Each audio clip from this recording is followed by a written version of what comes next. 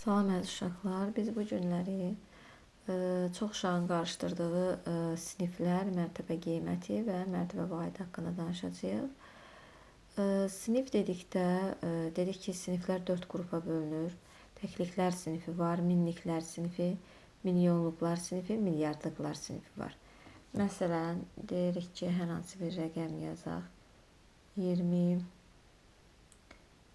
4, 3, 2, 1. Məsələn, bunu siniflərə ayırmaq üçün dedik ki, sinifləri 3-3 ayrılır. 3-3 siniflərimizə 3 dənə sinif ayrıdır. Və burada da 2 dənə olduğuna görə, artıq 2 dənə qaldığına görə 2 ayrılıq.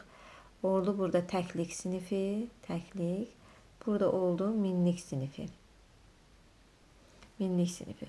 Və minlik sinifi olduğunu, bunun oxunuşu da, yəni siniflərə ayrılışına bağlı olur. 24.321 oxunur. Və ya ki, böyük bir rəqəm deyə bilərik.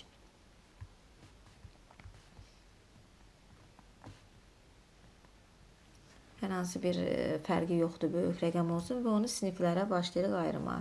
300 ayırırıq siniflərə, bax, 3, 3, 3. Ayırdıq siniflərə. Birinci oldu təkliklər sinifi, sonra minliklər sinifi gəlir, sonra milyonluqlar sinifi gəlir. Oxunur 239 milyon 765 min 402. Yəni bu formada ayırmaq olur. Və dedik ki, təkliklər sinifi var, minliklər, milyonluqlar, milyardlıqlar sinifi var. İndi isə keçək mərtəbə qiymətinə. Məsələn, mərtəbə qiyməti dedikdə hər hansı bir rəqəm yazaq. Mərtəbə qiymətinə. Məsələn, yazırıq 3, 4, 5, 6 tutaq ki, yazaq. Bunu da yenə də siniflərə ayırsaq, 300, olacaq 23.456. İndi bunun mərtəbə qiymətini soruşsa. Mərtəbə qiymətini soruşsa. Məsələn, desək ki, 3-ün burada mərtəbə qiyməti neçədir? Sayırıq. Mərtəbələrə ayırıq. Mərtəbələr dedik ki, birinci təkliklər mərtəbəsi gəlir, təklik mərtəbəsi, onluq, yüzlük, minlik, 10 minlik. Oldu nə qədər? Məsələn, bu 3 artıq minlikdə yerləşdiyinə görə olacaq bunun mərtəbə qiyməti nə qədər? 3, yanında da 4, 5, 6-nı 0 formada, 3 də 0 götür. Yəni 3000. Bunun mərtəbə qiyməti oldu 3000. Və ya ki, başqasını da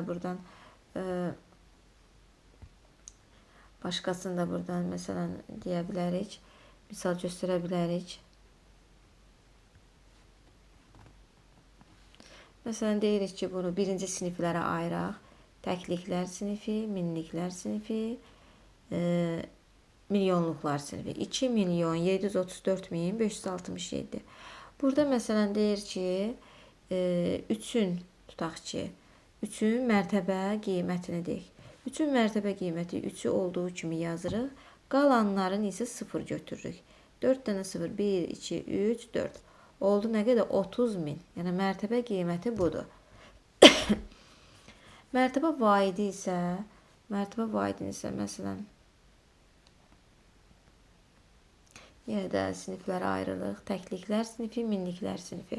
Burada mərtəbə vahidi deyəndə isə artıq məsələn burada 3-ün mərtəbə vahidi dedikdə həmin bu 3-ü 1 götürür. Yəni vahid 1 deməkdir də, bildiyimiz 1 götürür və qalanları 0 olur. Yəni 1, 2, 3, 4 dənə 0. Oldu 10.000. Yəni belə uşaqlar, yəni mərtəbə qiyməti ilə mərtəbə vahidin səhvsən. Məsələn, burada 3-ün mərtəbə qiyməti 30.000-dir. Mərtəbə vahidi isə 1000-dir. Başqa bir misal da göstərək, ümumilikdə göstərək misalı. Götürən. Yenə də siniflərə ayıraq. Təkliklər sinifi, minliklər, milyonluqlar sinifi. 3.456.789-u və bunu mərtəbə, məsələn, desək ki, 6-nın burada mərtəbə qiyməti nə qədərdir? Mərtəbə qiymətini deyəndə rəqəmin özünü götürürük və qalanları 0-dır. Yəni, buradan sonraki ədədlər, yəni 0 olur. 6.000 və 6-nın mərtəbə vahidini dedikdirsə 6-nı 1 götür. Vahid deyəndə yəni yadda qalsın 1, qalanları 0 olur. Oldu 1000. Yəni bu qədər əziz uşaqlar. Bir də mərtəbələrə ayırma var. Mərtəbələrə ayırma da tamam başqa bir şeydir. Yəni onu asanlıqla özünüz yəni bilərsiniz orta sinifdən. Məsələn, mərtəbələrə ayır dedikdə dedik axı. Məsələn, təkliklər mərtəbəsi, onluqlar mərtəbəsi, yüzlüklər mərtəbəsi, minliklər mərtəbəsi, milyonluqlar mərtəbəsi. Yox, minliklər mərtəbəsi, üzr istəyirəm. Minliklər, yəni minliklər burada tək minlik. 10 minliklər mərtəbəsi, 10 minlik.